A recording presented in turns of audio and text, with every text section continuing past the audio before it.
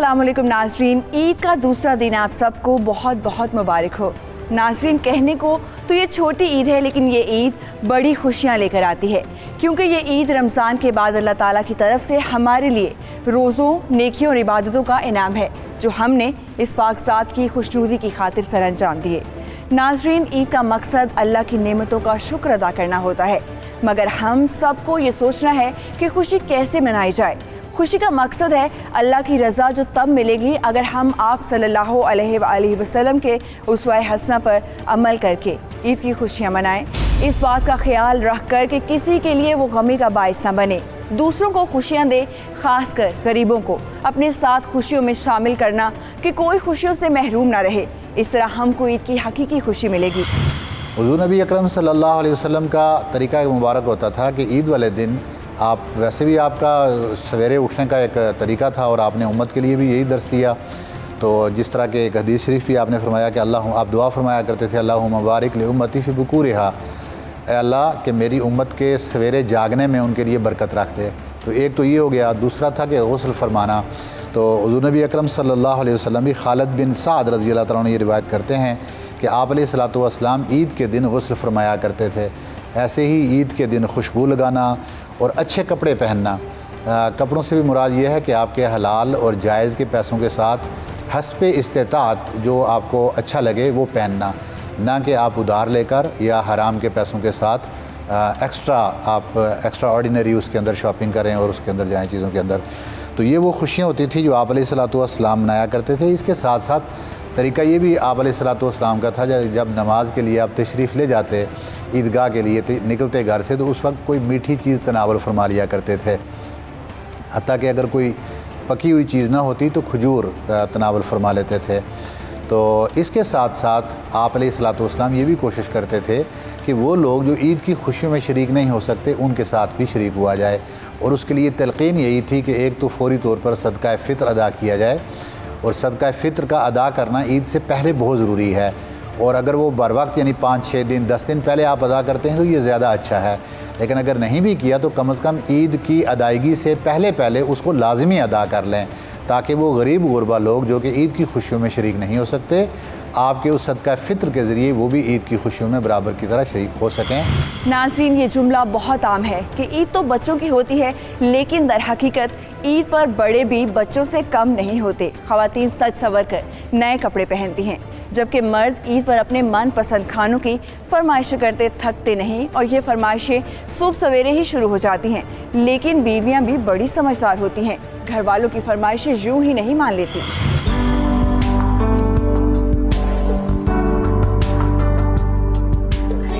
अली कब तक सोते रहेंगे आप? सोने दो यार। ओहो, 11 बज गए, ईद का दूसरा दिन भी सो के गुजारना है आपने। अच्छा, उठता हूँ थोड़ी देर में। अच्छा, बाहर निहारी, पाए और हलवा पूरी ठंडी हो रही है। क्या? हलवा पूरी? हाँ जी। निहारी जी। पाए? हाँ जी। अच्छा, अरे भाई इसको इंतजार नहीं करवाते, पहले ही रमजान मुबारक में बहुत इंतजार किया है। मैं तो कब से उठा रही हूँ आपको, लेकिन आप है कि आपको सोने की पड़ी हुई है। अच्छा, आप ऐसा करो, चलो मैं फ्रेश होके आता हूँ। अच्छा, मुझे ये बताएं, इन सब के साथ लस्सी पियेंगे या चाय? ऑफ कोर्स लस्सी। अगर चाय पीऊंगा तो नींद उड़ जाएगी, तो लस्सी पी के दोबारा आराम से सो जाऊंगा। जो हुक्म जनाब का। मैं और बच्चे आपका बाहर वेट कर रहे हैं, जल्दी आ जाइएगा। मैं अभी फ्रेश होके आया, आप चलें। ओके।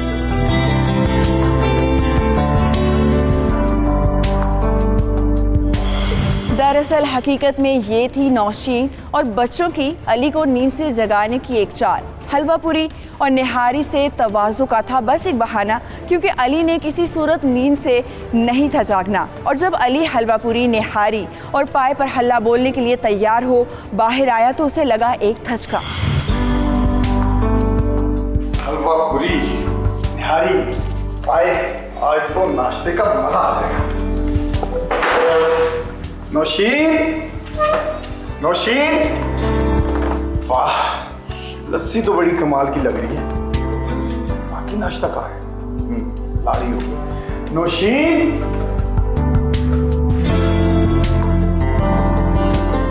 अरे भाई नाश्ता कहाँ है? क्या हो गया जनाब, कौन सा नाश्ता? अरे भाई वही जो तुम कह रही थी, निहारी, हलवा पूरी, पाए कहाँ है वो? अरे बड़ी भूख लगी है भाई। वो आप लेकर आएंगी तो मैं प्लेटों में डाल के सबके लिए लाऊंगी ना। इसका मतलब है कि आप सबने मिलकर शरारत की है मुझे जगाने के लिए। तो और क्या पापा, वैसे तो आपने जागना नहीं था और ईद का दूसरा दिन ऐसे ही गुजर जाना था। तुम बड़ी शरारती हो, तुम सबने मिलकर मुझे फंसाया है। अब आप भी जल्दी से तेज हो जाए, हमजा और आप मिलकर जल्दी नाश्ता ले आए, बड़ी भूख लगी है।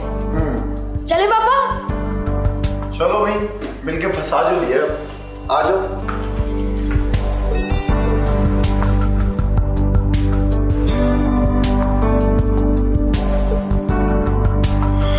नाजरीन, ईद के दिन वही 24 घंटे होते हैं जो एक आम दिन में होते हैं, लेकिन ऐसी ही छोटी छोटी खुशियों से ईद का हर पल खास बनाया जाता है और अपनों के साथ मौज मस्ती और हल्ला गुल्ला किया जाता है।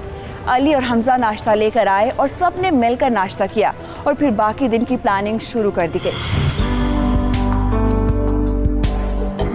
वाह जी वाह, मजा आ गया। ईद के दूसरे दिन का शानदार आगाज हुआ है। सब मेरा शुक्रिया अदा करें। अरे वाह, आपका शुक्रिया अदा करें, मेरा शुक्रिया अदा करें। ये सारा कुछ तो मैं लेके आया हूँ बाजार से। मैडम, आपने तो सिर्फ लस्सी बनाई है। तो आपको उठाया किसने? आइडिया किसका था? मामा का। हाँ जी। अच्छा, ये सब बातें छोड़ो, अब बताओ दिन का क्या प्लान है? भाई मेरा तो कोई प्लान नहीं है, क्योंकि मुझे किचन में बहुत काम है। और हाँ, आप लोगों ने भी जो प्लानिंग करनी है शाम से पहले पहले कीजिएगा, क्योंकि रात के खाने पे खास मेहमान आ रहे हैं। खास मेहमान? वो कौन भाई? बस जब आएंगे तो सब मिल लीजिएगा, अभी नहीं बता सकती हूँ। अच्छा भाई बच्चों, आप लोगों का क्या प्लान है? पापा बाहर घूमने चलते हैं। जी पापा, बाहर जाते हैं। अच्छा भाई, आप लोगों की मर्जी। इसी बहाने मैं अपने दोस्तों से ईद भी मिल लूंगा और ये काम भी निपट जाएगा। ठीक है? ईद रिश्तेदारों और दोस्तों के साथ मेल मुलाकात का दिन भी होता है ताकि उनके साथ भी ईद की खुशियों को बांटा जा सके और उनकी खुशियों में शामिल हुआ जा सके। जैसा कि हमजा और फातिमा अली के साथ बाहर घूमने और दोस्तों से मिलने चले गए और नौशीन खास मेहमानों की दावत के लिए किचन में खाने बनाने में मसरूफ़ हो गई।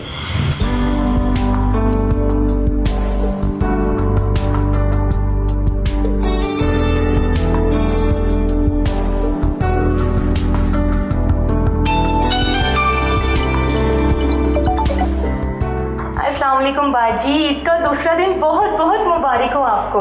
वालेकुम अस्सलाम, आपको भी बहुत बहुत मुबारक हो। कैसी गुजर रही है ईद? बहुत अच्छी गुजरी है बाजी, लेकिन आप होती तो ज्यादा अच्छी गुजरती। कोशिश तो बहुत की कि ये ईद पाकिस्तान गुजारे, लेकिन हालात का तुम्हें अंदाजा है ही। जी जी, समझ सकती हूँ। और सुनाए भाईजान ठीक है, बच्चे ठीक ठाक हैं? कैसी गुजर रही है ईद उधर? अल्लाह का शुक्र है, सब ठीक है। और यहाँ की ईद का तो तुम्हें पता ही है। और सुनाओ, क्या हो रहा है? अली और बच्चे कैसे हैं? सब ठीक ठाक हैं, वो दोनों बाहर गए हैं अपने बाबा के साथ और मैं किचन में, जो हम खवातीन का काम है। क्या बनाया जा रहा है? बहुत कुछ वापी, अभी तो चिकन कढ़ाई बन रही है, उसके बाद बिरयानी बनाऊंगी। वाह भाई वाह, इतने मजेदार खाने हमने मिस कर दिए। उदास ना हो बाजी, आप जब भी पाकिस्तान आई इंशाल्लाह ताला आपको बहुत मजे मजे के खाने बनाकर खिलाऊंगी। इंशाल्लाह जरूर। अच्छा नौशीन, फिर बात होती है। मेरी तरफ से अली, हमजा और फातिमा को ईद मुबारक भी कहना और बहुत सा प्यार देना। जी जरूर बाजी। अल्लाह हाफिज। खुदा हाफिज।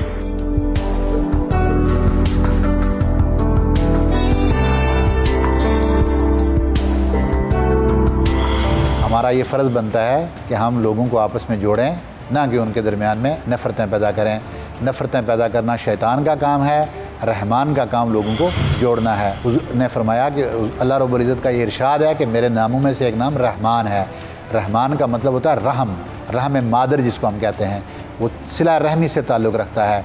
तो आप अल्लाह रब्बुल इज़्ज़त फरमाता है कि जो मेरे इस नाम को यानी रहम को, ताल्लुक़ को रिश्तेदारों के साथ जोड़ लेगा तो मैं उसके साथ जुड़ जाऊंगा, और जो इस ताल्लुक़ को मुनक़ता कर लेगा मैं उसके ताल्लुक़ को मुनक़ता कर लूँगा। और फरमाया कि जो ये सिला रहमी है ये कहती है कि मैं अल्लाह रब्बुल इज़्ज़त की अर्श के साथ मुअल्लिक़ हूँ। जो मुझसे ताल्लुक़ जोड़ेगा उसने रब के साथ ताल्लुक़ जोड़ लिया, जो मुझसे ताल्लुक़ मुनक़ता करेगा उसने रब से ताल्लुक़ मुनक़ता कर लिया। अल्लाह रब्बुल इज़्ज़त ईद के इन अय्याम में हमें रिश्तेदारों के साथ ताल्लुक़ जोड़ने की तौफ़ीक़ अता फ़रमाए। ईद के दूसरे दिन रात के खाने पर नौशीन के घर कौन कौन आ रहा था, ख़ास मेहमान जिनके लिए हो रहा था इतना एहतमाम, और ईद पर उनके साथ ऐसा क्या काम किया जाता है जिसे खुश होता है अल्लाह ताला जानने के लिए देखते रहे हकीकत।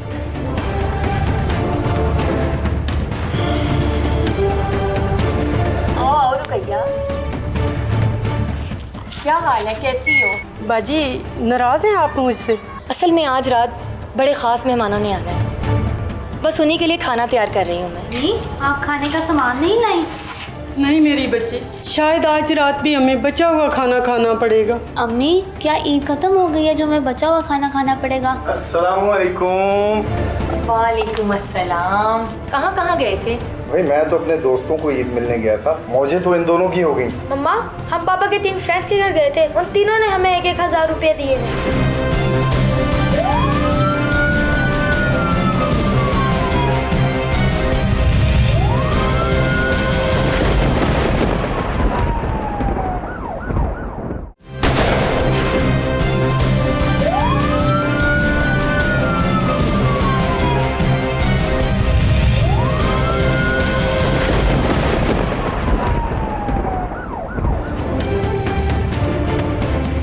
ब्रेक के बाद खुशामदीद नाज़रीन। ईद के दिन अपने अजीज़ों, दोस्तों, ख़ासकर ज़रूरतमंदों को तोहफ़े देने चाहिए, क्योंकि तोहफ़ा देना सुन्नत रसूल सल्लल्लाहु अलैहि वसल्लम भी है। इससे मोहब्बत भी बढ़ती है। हुज़ूर अकरम सल्लल्लाहु अलैहि वसल्लम का फरमान है कि एक दूसरे को हदिया भेजा करो, बाहमी मोहब्बत पैदा होगी और दिलों से दुश्मनी और बुग़्ज़ दूर हो जाएगा। एक दूसरे को हदिया और तोहफ़ा देने से आपस में मोहब्बत पैदा होती है, एक खूबसूरत बंधन इस्तवार होता है। आप सल्लल्लाहु अलैहि वसल्लम अक्सर सहाबा कराम को तोहफ़े देते रहते थे। सहाबा कराम भी आप सल्लल्लाहु अलैहि वसल्लम को एक दूसरे को मुख्तलिफ मौक़ों पर तोहफ़े तोहफ़ पेश करते थे। बाहमी ताल्लुकात के इस्तेहकाम के लिए हदिया पेश करना बेहतरीन खूबी तस्वुर किया जाता है, क्योंकि बाज़ मौक़ों पर अजीज़ व अकारिब की नाराज़ी या रंजिश तोहफ़े देने से ख़त्म हो सकती है। इसके अलावा हमें उन लोगों को भी तोहफ़े देने चाहिए जिन्हें उनकी बहुत ज़रूरत होती है।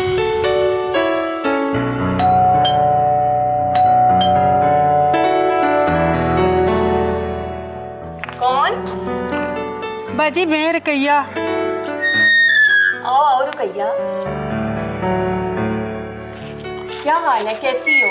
ईद मुबारक। खैर मुबारक। बाजी आपको भी बहुत बहुत ईद मुबारक। बाजी कल भी आपने फ़ोन करके मना किया था आने को, लेकिन मैंने सोचा आज घर ही चक्कर लगा लूँ।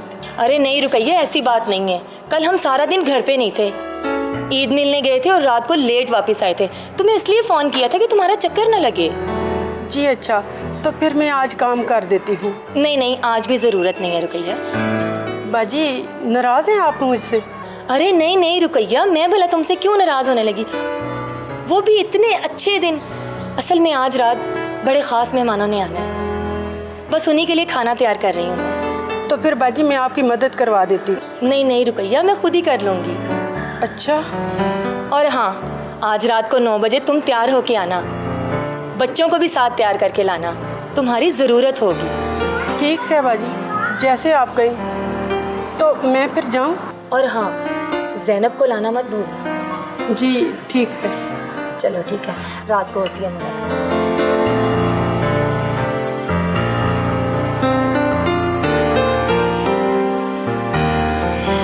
रुकैया जिस मकसद से ईद वाले दिन इस वक्त नौशीन के घर आई थी, वो शायद नौशीन को मालूम था, लेकिन उसने उसे रात को आने का कहकर टाल दिया, जिससे रुकैया को शदीद मायूसी हुई और उसे खाली हाथ ही घर वापस लौटना पड़ा, जहां उसकी नन्ही सी बेटी बड़ी उम्मीद से उसका इंतजार कर रही थी।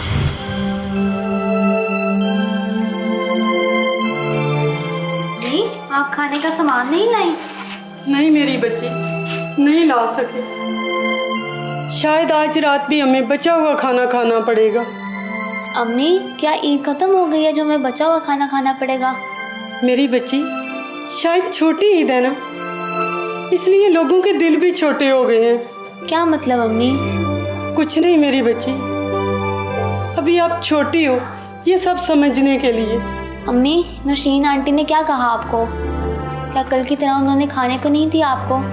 नहीं बेटी, रात को उनके घर मेहमानों ने आना है, उन्होंने हम दोनों को बुलवाया है, शायद रात का खाना अल्लाह करे वहीं मिल जाए। वो तो बचा हुआ खाना होगा ना अम्मी। अल्लाह का शुक्र है मेरी बच्ची, कोई हमें बचा हुआ खाना ही दे देगा तो हमारा पेट तो भर जाएगा ना। अम्मी तो रात तक मैं क्या करूँगी? रात तक मेरी बेटी खेलेगी क्योंकि आज ईद है। वाकई अम्मी? जी हाँ मेरी बच्ची। इस्लाम ने तो यहाँ तक कहा कि अगर आप पेट भर के सो गए और आपका पड़ोसी भूखा सो गया तो हुज़ूर नबी करीम सल्लल्लाहु अलैहि वसल्लम ने फरमाया ऐसा शख्स मोमिन ही नहीं जिसको अपने पड़ोसी की भूख का ख्याल नहीं है। आप अपनी ख़रीदारियों में लगे हैं, हज़ारों लाखों रुपए उस पर लगा रहे हैं और चंद सौ रुपए के साथ किसी गरीब मिस्कीन के चेहरे पर खुशी आ सकती है और आपको अगर उसका एहसास नहीं है तो इस्लाम अपने मुआशरे में ऐसे अफराद चाहता ही नहीं है। इस्लाम ऐसे अफराद को पसंद नहीं करता जिन्हें फ़कत अपनी खुशी अजीज़ है, अपने जिस्म की नमूद व नुमाइश और अपने कपड़ा, अपने आराम, अपनी राहत, अपनी खुशियाँ, ये कोई इंसानियत नहीं है। इंसानियत ये है कि इंसान अपने दाएं बाएं देखे और अपने पड़ोसियों में अपने घर काम करने वाली तो ये बहुत ही एक करीब का रिश्ता बन जाता है कि एक बच्ची है जो आपके घर हर रोज़ काम करने आती है। अगर किसी इंसान को अपनी सारी खुशियों में उसका ख्याल नहीं है तो आप समझ लें कि उसने इंसानियत से कुछ सीखा ही नहीं, उसने अभी इंसानियत ही नहीं सीखी। इस्लाम तो बहुत ऊंची बात है। हुज़ूर सल्लल्लाहु अलैहि वसल्लम ने एक नसीहत की। एक बार हज़रत अबू ज़र ग़िफ़ारी रज़ियल्लाहु ताला अन्हु, आपसे किसी ने कहा कि आपने आधा लिबास जो दे दिया ना अपने मुलाजिम को, अगर आप अपना पूरा बनाते तो बहुत खूबसूरत बनना था। अब आपकी कमीज़ तो अच्छी है लेकिन नीचे चादर अच्छी नहीं, वो आपने अपने मुलाजिम को दे दी। हज़रत अबू ज़र ग़िफ़ारी रज़ियल्लाहु ताला अन्हु ने फरमाया, मुझे रसूलुल्लाह सल्लल्लाहु अलैहि वसल्लम ने नसीहत की थी जो ख़ुद पहनना अपने खादिम को, अपने मुलाजिम को वही पहनाना। नाज़रीन कराम, आज ईद के दिन अगर आप अपने घर में काम करने वालों का ख्याल नहीं कर सकते तो समझें आपने ना इंसानियत सीखी ना इस्लाम सीखा। अल्लाह ताला हम सबको इस चीज़ का एहसास अता फरमाए। रुकैया के शौहर का इंतकाल हो चुका था और वो घरों में काम करके अपना और अपनी बेटी का पेट पाल रही थी। नाजरीन, ऐसे लोगों की ईद की खुशियाँ हमारी इमदाद और एहसास के साथ जुड़ी होती हैं, इसलिए ऐसे लोगों का खुशी के त्योहारों पर ख़ास ख्याल रखना चाहिए। उसके अलावा खुशी के मौका पर इन लोगों से भी ज़रूर रब्ता करना चाहिए जिनसे आप या वो आपसे नाराज़ हैं। अस्सलाम वालेकुम। वालेकुम अस्सलाम। क्या हो रहा है? कुछ नहीं। कहाँ गए थे? मज़ा आया? भाई मैं तो अपने दोस्तों को ईद मिलने गया था, मौजें तो इन दोनों की हो गई। अच्छा जी, वो कैसे? भाई हमजा की पॉकेट और फातिमा का बैग चेक करो, दोनों बिल गेट्स बने हुए हैं। अच्छा, अमीर होकर आ रहे हैं। बताओ कितनी ईदी मिली है? मम्मा, हम पापा के 3 फ्रेंड्स लेकर गए थे और तीनों ने हमें 1,000 रुपए दिए हैं। अरे वाह, आप लोगों की तो मौजें लग गई हैं। मामा, अब तुम हर साल पापा के साथ इनके फ्रेंड्स को ईद मिलने जाएंगे। लो जी, फ्यूचर प्लानिंग भी स्टार्ट होगी। पहले इन पैसों को खर्च तो कर लो। सही कह रहे हैं, कल से पैसे जमा कर रहे हैं दोनों। मैडम, तैयारी होगी रात आने वाले खास मेहमानों की? बस चल ही रही है। वैसे ये खास मेहमान हैं कौन? जब आएंगे तो सबको पता चल जाएगा। अभी आप लोग मेरा सर ना खाएं, मुझे बहुत काम करना है अभी। हमजा, बेटा तुम्हारा दोस्त उमर नजर नहीं आ रहा, कहीं शहर से बाहर गया हुआ? नहीं पापा, वो पापा ये दोनों नाराज हैं एक दूसरे से। क्यों बेटा? पापा, वो गेम में चीटिंग कर रहा था, मैं उससे नाराज होकर आ गया हूँ। अब मैं कभी भी उसके साथ नहीं खेलूंगा। बेटा, दोस्तों में लड़ाई झगड़ा होता रहता है, ऐसे नाराज नहीं होते, सुलह कर लेते हैं। लेकिन पापा, कसूर तो उसका है ना। कोई बात नहीं बेटा, आप उसे ईद मिलने चाहें, उसे एहसास हो जाएगा, इस तरह वो नाराजगी खत्म कर देगा। ओके पापा, लेकिन आपको भी मुझसे एक वादा करना पड़ेगा। जी बोलो बेटा। आप भी चाचू से सुलह करिए।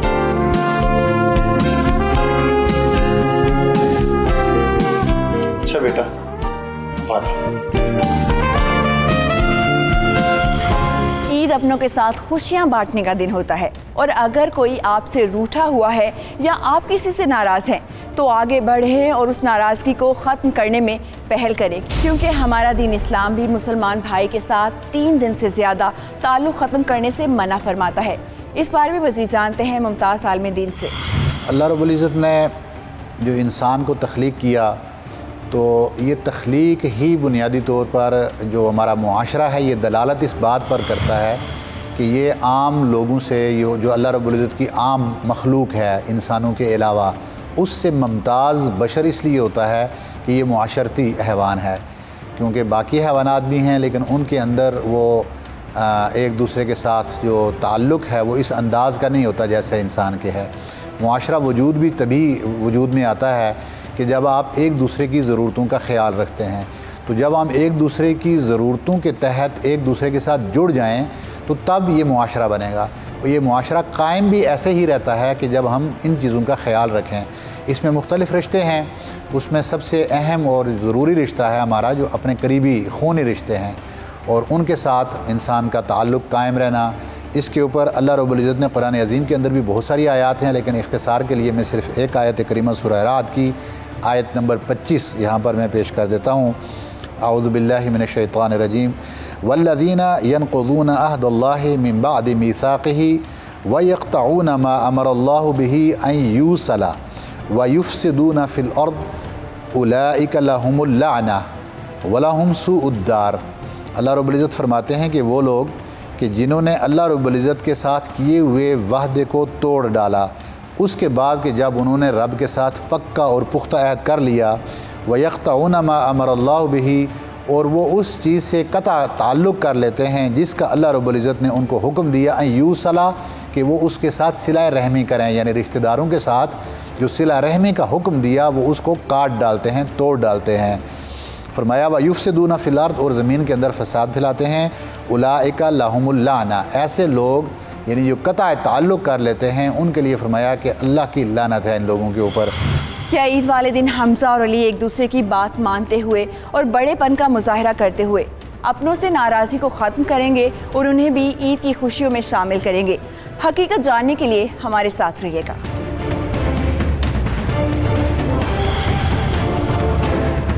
ईद मुबारक। ईद मुबारक। अच्छा बताओ कितनी ईदी जमा हुई? मेरे पास पूरे 5,000 रुपये जमा हुई है। ईद मुबारक भाई। आपको भी बहुत बहुत ईद मुबारक अली भाई। यार अब नाराज़गी ख़त्म कर दो। क्या किसी ज़मीन का टुकड़ा खून से ज़्यादा कीमती है? मुझे इस्तराज़ ये था कि हमारे वालिदैन की निशानी था। मामा क्या बोर ईद गुजर रही है। तो फिर किचन में आके मेरी हेल्प करवाओ। सब लोग ईद मुबारक। अस्सलाम वालेकुम। ईद मुबारक। आ गई याद हमारी। सॉरी यार, कल टाइम ही नहीं मिला। ईद का पहला दिन और मेहमानों का तांता बता हुआ था।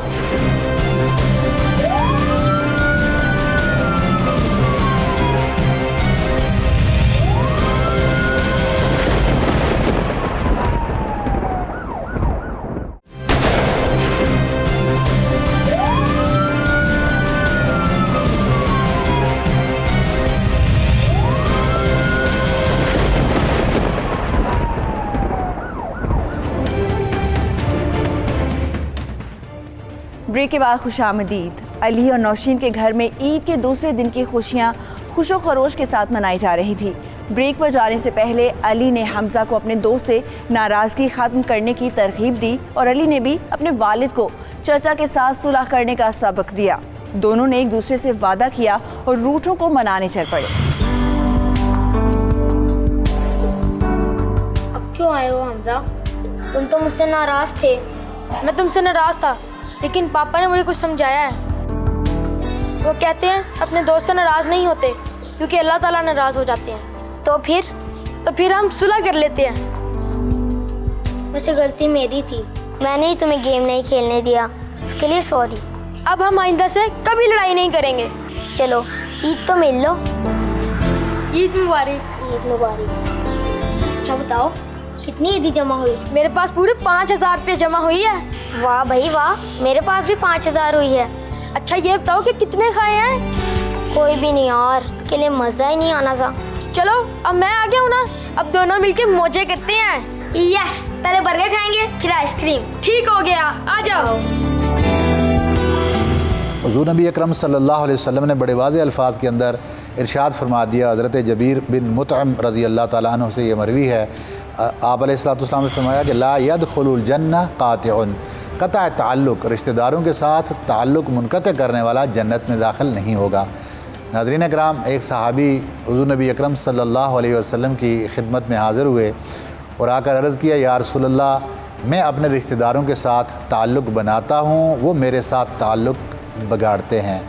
मैं उनके साथ अच्छा सलूक करता हूँ, वो मेरे साथ बुरा सलूक करते हैं, वगैरह वगैरह। जो पॉसिबल हो सकता था उन्होंने बयान किया कि मैं हर अच्छाई करने की कोशिश करता हूँ, लेकिन मेरे रिश्तेदार मेरे साथ जवाबन बुराई ही करते हैं।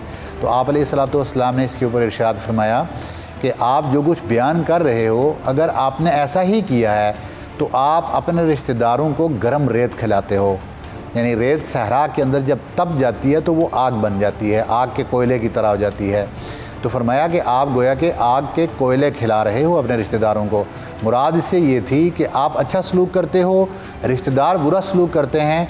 अल्लाह रब्बुल इज़्ज़त आपके खाते में नेकियां ही नेकियां लिख रहा है और आपसे राज़ी ही राज़ी है, आपके लिए ठंडक है, सुकून है, और आपके रिश्तेदारों के लिए अज़ाब ही अज़ाब है। गरम रेत खिलाने से मुराद ये थी कि वो गोया कि जहन्नुम की आग खा रहे हैं। क्यों कि वो रिश्ते के साथ ताल्लुक़ जोड़ने की कोशिश कर रहा है, रिश्ते को जोड़ने की कोशिश कर रहा है, जबकि वो उसके साथ उस ताल्लुक़ को मुनक़ते करने की कोशिश कर रहे हैं। आज क्योंकि हमारे माशरे की बुराई भी यही है कि आप अगर रिश्तेदारों के साथ अच्छा सलूक करेंगे तो वो आगे से कहते हैं कि ज़रूर इसको कोई लालच होगी जिस बुनियाद पर ये ऐसे कर रहा है। हमज़ा अपने वालिद की बात पर अमल करते हुए ईद पर अपने दोस्त उमर से नाराज़गी ख़त्म कर चुका था और अली को अपना वादा निभाना था और अपने छोटे भाई से जायदाद के बंटवारे पर हुई नाराज़गी को ख़त्म करना था। इसलिए उसने कराची में रिहाइश पजीर अपने भाई को फ़ोन किया।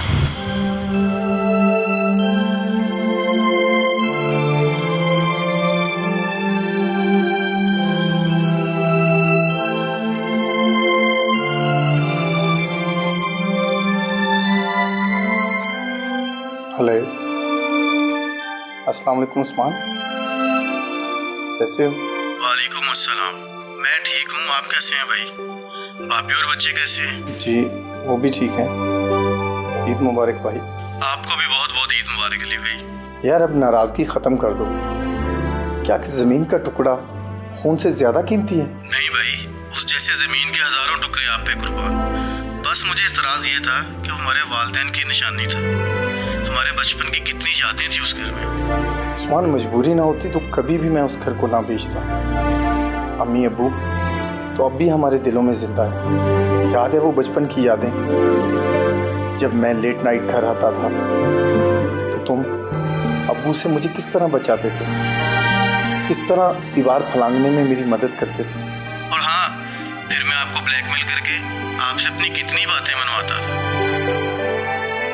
आई लव यू मेरे भाई। लव यू टू भाईजान। अच्छा ये बताओ, लाहौर कब आ रहे? भाई हो सकता है बड़ी ईद पे आऊँ। चलो ठीक है, जब तुम लाहौर आओगे मेरी ईद तो उसी दिन होगी। चलो अपना ख्याल रखना। अल्लाह हाफ़िज़। भाभी को सलाम और बच्चों को मेरा प्यार कीजिएगा। अल्लाह हाफिज़। जब दो लोग आपस में नाराज़ हो जाते हैं तो रब ताला भी उनसे उस वक्त तक नाराज़ रहता है कि जब तक वो पहल नहीं कर लेते। और जो शख्स उनमें से राज़ी होने के लिए, सुलह के लिए पहल करता है, अल्लाह रब्बुल इज़्ज़त उसके दराजात को भी बुलंद फरमा देता है। हुज़ूर नबी अकरम सल्लल्लाहु अलैहि वसल्लम का इरशाद मुबारक है कि बेहतरीन सदका दो क़राबतदारों के अंदर, दो रिश्तेदारों के अंदर सुलह करवा देना है। यानी जो आपस में नाराज़ हैं उनके अंदर अगर आपने सुलह करवा दी है तो ये बेहतरीन सदका है।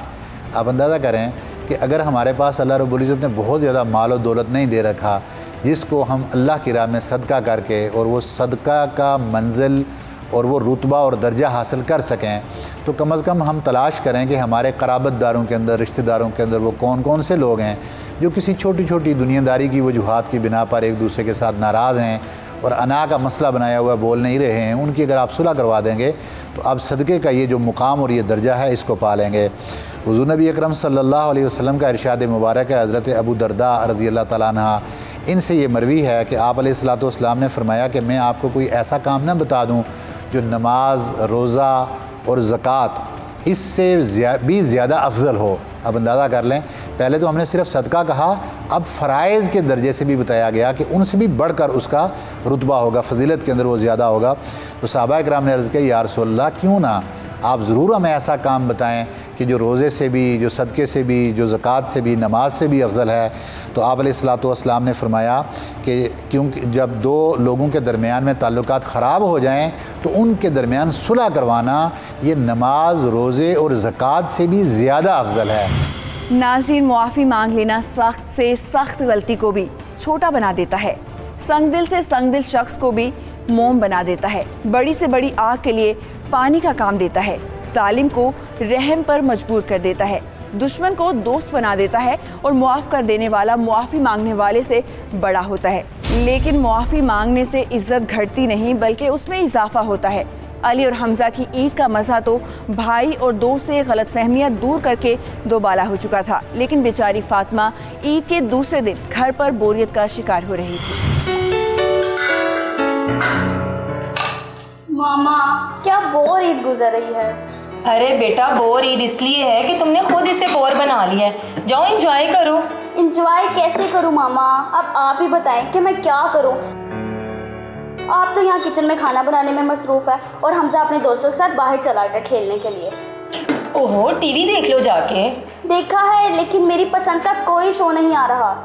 तो फिर किचन में आके मेरी हेल्प करवाओ। मामा, यहाँ बहुत ज़्यादा गर्मी है। चलो, तुम्हें ये तो अंदाज़ा हुआ कि यहाँ पे कितनी गर्मी है और तुम्हारी मम्मा कितनी गर्मी में खड़ी होकर कुकिंग कर रही हैं। मामा, ईद वाले दिन तो लेक्चर ना सुनाए। अच्छा, मेरी प्यारी बेटी की बोरियत मैं कैसे ख़त्म कर सकती। बाहर भी सब लोग ईद मुबारक। अस्सलाम वालेकुम। वालेकुम अस्सलाम, ईद मुबारक। आ गई याद हमारी। सॉरी यार, कल टाइम ही नहीं मिला। ईद का पहला दिन और मेहमानों का तांता बंधा हुआ था। हाँ, ये तो है। ये क्या तकल्लुफ़ किया आपने? इसमें तकल्लुफ़ की कौन सी बात है। फ्रूट ट्रैफल बनाया था, सोचा बच्चों के लिए भी ले जाओ। चलो फातिमा, अब ये खाओ और अपनी बोरियत भगाओ। थैंक यू मैडम आंटी, अब ये मैं सारा अकेले ही खाऊंगी। हमजा और उमर तो बाहर घूमने फिरने गए हैं, बेचारी अकेली बोर हो रही थी। अच्छा, उमर साहब हमजा के साथ गायब हुए थे और मैं भी घर में बोर हो रही थी, इसलिए तो यहाँ आ गई। लेकिन यहाँ तो लग रहा है कि किसी दावत का एहतमाम हो रहा है। हाँ जी बिल्कुल, बड़े ख़ास मेहमान आ रहे हैं आज हमारे घर पे रात को। किसकी है भाई?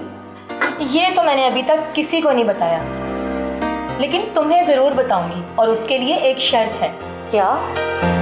यही कि तुम्हें भी रात को दावत पे ज़रूर आना पड़ेगा, उमर को साथ लेकर।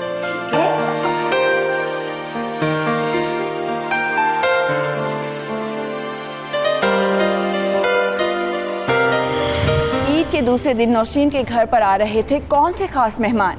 ईद के दूसरे दिन किसकी होंगी खुशियां दोबाला? जानने के लिए देखते रहिए हकीकत।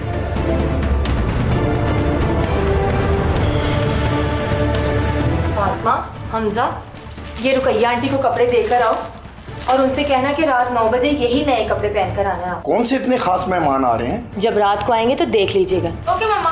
ओके मामा। अस्सलाम वालेकुम आंटी।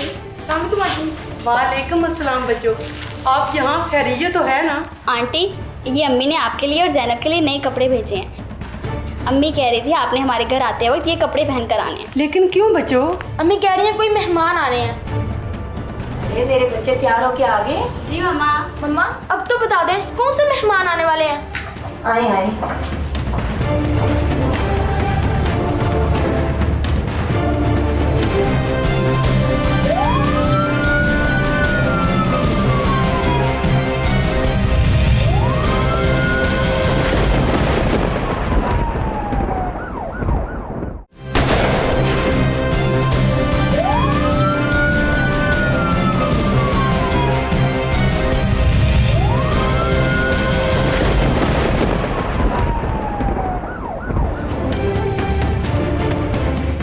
ब्रेक के बाद खुशामदीद। उम्मीद है कि आप सबका ईद का दूसरा दिन अच्छा गुजर रहा होगा, जैसा कि नौशीन और उसके घर वालों का गुजर रहा था। और उसके साथ ही वो रात को आने वाले ख़ास मेहमानों के लिए खाने की तैयारियां कर रही थी और अब वो उन तैयारियों में अपनी हमसाई महरुनिसा को भी शामिल कर चुकी है।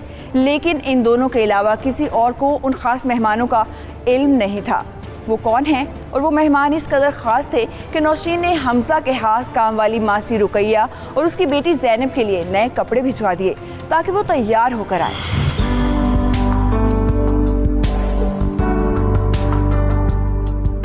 फातिमा, हमजा, ये रुकैया आंटी को कपड़े देकर आओ और उनसे कहना कि रात 9 बजे यही नए कपड़े पहनकर आना आप। वाह मामा, इतने अच्छे कपड़े हैं ये तो। हाँ, बहुत अच्छे हैं। कौन से इतने खास मेहमान आ रहे हैं जिसके लिए बाजी रुकैया और उनकी बेटी को नए कपड़े भेजे जा रहे हैं और तैयार होकर आने का बोला जा रहा है? हैं कुछ खास मेहमान, जब रात को आएंगे तो देख लीजिएगा। और आप अभी तक यहीं बैठे हुए हैं, जाएं जाकर देखें आपने क्या पहनना है रात को। अच्छा जी जनाब, बाजी को जल्दी बुला लो, सुबह से अकेले काम किए जा रही हो। नहीं नहीं, कोई ज़रूरत नहीं, अब तो सब काम हो गए हैं। मर्जी है मैडम। फातिमा, हमजा, जल्दी से कपड़े लेके वापस आओ, मुझे 9 बजे सब रेडी मिलने चाहिए। ओके मामा। ओके मामा।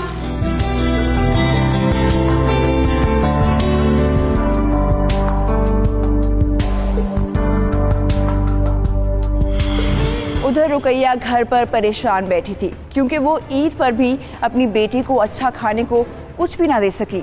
लेकिन उसे उम्मीद थी कि रात को नौशीन के घर से मेहमानों के जाने के बाद बचा हुआ खाना ज़रूर मिल जाएगा। अभी वो उन्हीं सोचों में गुम थी कि हमजा और फातिमा उसके घर पहुंच गए। अम्मी, देखिए फातिमा आपके और हमजा भाई आए हैं। अस्सलाम वालेकुम आंटी। अस्सलाम वालेकुम आंटी।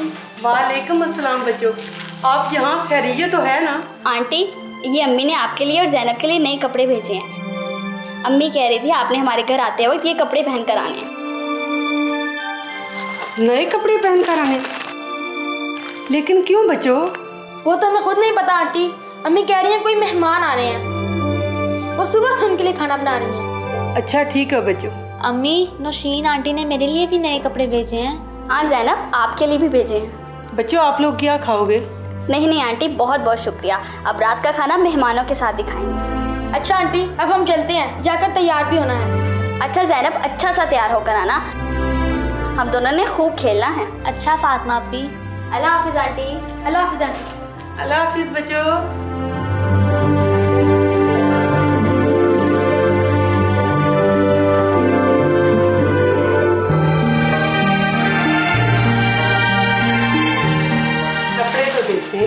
माशाअल्लाह, देखिए कितने खूबसूरत हैं। आप अलैहिस्सलाम ने फरमाया कि जब इंसान की तख्लीक की गई तो अल्लाह रब्बुल इज़्ज़त जब तख्लीक से फ़ारिग हुआ तो उस वक्त ये सिला रहमी रिश्ता, जो ये ताल्लुक़ जोड़ना, तो ये सिला रहमी का रिश्ता अल्लाह रब्बुल इज़्ज़त की खिदमत में हाज़िर हुआ और उसने आकर इंसान के जो मुकाम थे उनको मद्देनज़र रखते हुए फरमाया, अर्ज़ किया कि या अल्लाह, तूने ये मुकाम इसलिए बनाए हैं कि जो मेरे इस ताल्लुक़ को जोड़ कर रखें। तो अल्लाह रब्बुल इज़्ज़त ने फरमाया कि क्या तू इस बात पर राज़ी नहीं है? ताल्लुक़ जोड़ने से ये कहा, जो रिश्ता है उससे ये कहा कि क्या तू इससे राज़ी नहीं कि जो तुझ से ताल्लुक़ जोड़ कर रखे मैं उसको जोड़ूं और जो तुझ से ताल्लुक़ तोड़े मैं उससे ताल्लुक़ तोड़ लूँ। तो नाज़रीन इकराम, इससे अंदाज़ा कर लें कि जब हम अपने रिश्तेदारों के साथ ताल्लुकात मुनक़ते करते हैं तो अल्लाह रब्बुल इज़्ज़त भी हमारे साथ अपने ताल्लुक़ को मुनक़ते कर लेता है इन हदीस मुबारका के मुताबिक। और अगर हम रिश्तेदार के साथ अपना ताल्लुक़ जोड़ लेते हैं तो अल्लाह रब्बुल इज़्ज़त भी हमारे साथ ताल्लुक़ जोड़ लेता है। हमें किसी भी सतह पर जाकर मुकाबला नहीं करना चाहिए, रिएक्शनरी नहीं होना चाहिए। हमें अपना अमल करना है, हमारा अमल किसी के रिएक्शन के तौर पर नहीं होना चाहिए। वो ऐसा कर रहा है तो मैं भी ऐसा करूँगा, वो अच्छा कर रहा है तो मैं भी अच्छा करता हूँ, अगर वो बुरा करेगा तो मैं भी बुरा करूँगा। रिएक्शनरी मत हो जाएं। आपका अपना अमल है, आप अपने अमल के मालिक हैं। अच्छा करें, कोई बुरा करता है तो वो उसका मालिक है। रुकैया भी हैरान थी कि आखिर नौशीन के घर ऐसे कौन से ख़ास मेहमान आने हैं जिनके लिए इतना तकल्लुफ़ किया जा रहा है। खुद ही खाने पकाए जा रहे हैं और उसे और ज़ैनब को नए कपड़े भेजे जा रहे हैं ताकि वो दोनों भी उनके सामने अच्छा दिखें। लेकिन ये जानने का तजस्सुस सिर्फ रुकैया को नहीं बल्कि उसके अपने घर वालों को भी था और फिर इस रात से पर्दा उठने की घड़ी आ पहुँची। मेरे बच्चे तैयार होके आ गए? जी मम्मा। मम्मा, मैं आप से ज्यादा अच्छा लग रहा हूँ ना? जी नहीं, मैं ज्यादा अच्छी लग रही हूँ। अरे अरे, आप दोनों बहुत अच्छे लग रहे हैं माशाल्लाह। अल्लाह नजरे बद से बचाया आपको। मम्मा, अब तो बता दें कौन से मेहमान आने वाले हैं? अरे बेटा, बस थोड़ी देर में आते ही होंगे, खुद ही देख लेना। चलिए, शुक्र है आप भी तैयार होके आ गए, वरना हर वक्त यही कहते रहते हैं कि मैं ज्यादा टाइम लगाती हूँ। भाई, आपके इतने खास मेहमान आ रहे हैं तो मैंने कहा जरा डट के तैयार हो जाओ। ये तो आपने बहुत अच्छा किया है माशाल्लाह, सब बहुत प्यारे लग रहे हैं। और आपकी, मेरा ख्याल है आपके मेहमान आ गए, मैं देखता हूँ। नहीं नहीं नहीं, आप नहीं, मैं देखती हूँ। मेरा सरप्राइज मत खराब करें। मर्जी है मैडम जी। बच्चों, तुम्हारी मामा के खास मेहमान के राज से पर्दा उठने वाला है। अरे अरे मेरू आप, अस्सलाम वालेकुम।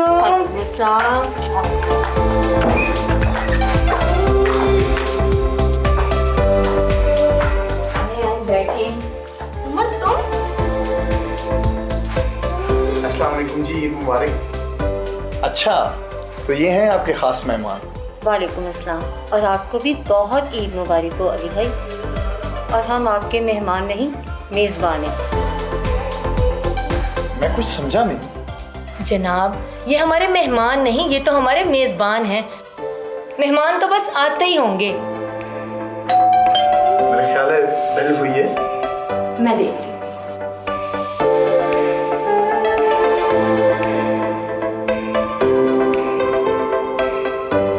अरे रुकैया बाजी, आओ, आइए आइए। अस्सलाम वालेकुम। वालेकुम अस्सलाम। आए आए।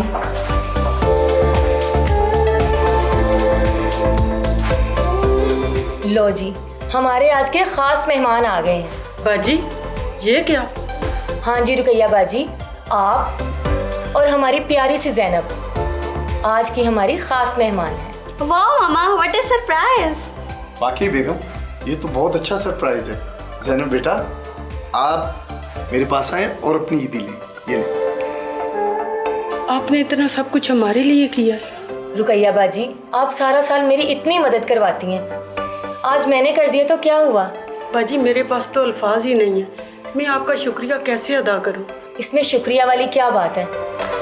आप तो मेरी बड़ी बहनों जैसी हैं। बाजी, ऐसा लग रहा है हमारी ईद तो अभी शुरू हुई है। ईद मुबारक।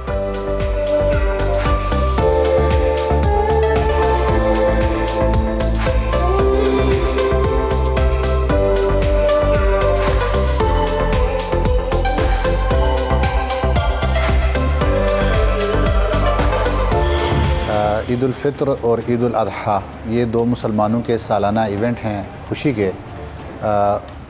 ईद बुनियादी तौर पे आप समझें कि तमाम उम्मतों के अंदर और तमाम अंबिया इकराम, उनकी उम्मतें ये ईद का त्यौहार मनाती रहीं। हज़रत आदम अलैहिस्सलाम की जो उम्मत थी वो उस दिन ईद मनाती थी जिस दिन हज़रत आदम अलैहिस्सलाम की तौबा कबूल हुई। ऐसे ही हज़रत इब्राहीम अलैहिस्सलाम की जो उम्मत है वो उस दिन ईद मनाती थी जिस दिन नमरूद की आग से उनको निजात मिली थी। ऐसे ही हज़रत यूनुस अलैहिस्सलाम की कौम उस दिन को ईद मनाती थी जिस दिन मछली के पेट से उनको निजात मिली थी। और हज़रत ईसा अलैहिस्सलाम की कौम उस दिन ईद मनाती थी जिस दिन उनके ऊपर आसमान से दस्तरखान यानी खानों का नुज़ूल होता था। तो ऐसे ये त्यौहार हमेशा से चलाता रहा। हुज़ूर नबी अकरम सल्लल्लाहु अलैहि वसल्लम जब मक्का से हिजरत फरमाकर मदीना तशरीफ़ लाए तो अहले मदीना उस वक्त भी साल में 2 इवेंट किया करते थे खुशी के। तो आप अलैहिस्सलातु वस्सलाम ने उनसे पूछा कि आप ये जो ईद की खुशी करते हैं, ये त्यौहार मनाते हैं, इसकी क्या वजह है? तो उन्होंने कहा ज़माना जाहिलियत के अंदर ये 2 इवेंट होते थे सालाना जिनमें हम खुशी मनाया करते थे। तो आप अलैहिस्सलातु वस्सलाम ने फरमाया कि अल्लाह रब्बुल इज़्ज़त ने आपके इन 2 दिनों को 2 और अजीम दिनों के अंदर बदल दिया है, यानी कि ईद उल फित्र और ईद उल अज़हा की खुशियों में बदल दिया है। और ईद उल फित्र की ईद जैसा कि इससे मालूम भी है, वाज़ेह है नाम से, ये रमज़ान के फ़ौरी बाद मनाई जाती है। ये खुशी बुनियादी तौर पर उन लोगों के लिए है जो रमज़ान के रोज़े रखते हैं और फिर उस रमज़ान की खुशी के अंदर वो ये ईद का दिन मनाते हैं जिसमें शुक्राने के तौर पर वो 2 रकत नमाज अदा करते हैं। नाज़रीन, ईद सिर्फ नए कपड़े और नए जूते पहनने का नाम नहीं, बल्कि असल में है ही दूसरों को अपनी खुशियों में शरीक करने या दूसरों की खुशियों में शरीक होने का नाम। अगर हमारे पड़ोस में ख़ानदान में गुर्बत की वजह से ईद की खुशियों में शामिल नहीं हो सकता तो उसकी मदद करने से ही ईद की दिली खुशियाँ मिलेंगी। जैसा कि हम सब जानते हैं कि महंगाई ने अवाम में से अक्सरियत की ज़िंदगी मुश्किल कर दी है, इसलिए हमें चाहिए ख़ास तौर पर उन मुसलमानों को भी अपनी खुशियों में शामिल करें जिनको एक वक्त की रोटी भी नसीब नहीं होती। ताकि वो गरीब मुसलमान भी मुसर्रतों और खुशियों का थोड़ा सा हिस्सा हासिल कर सके। और वैसे भी एक रुकैया और ज़ैनब जैसों की खुशियों के मौका पर ही बेलौस मदद और ख़िदमत करने से जो रूहानी खुशी हासिल होती है वो लाजवाल होती है। आप सबको टीम हकीकत की तरफ से एक बार फिर ईद की ढेरों खुशियाँ मुबारक। मुझे और टीम हकीकत को इजाज़त दें। अल्लाह ने के बाद।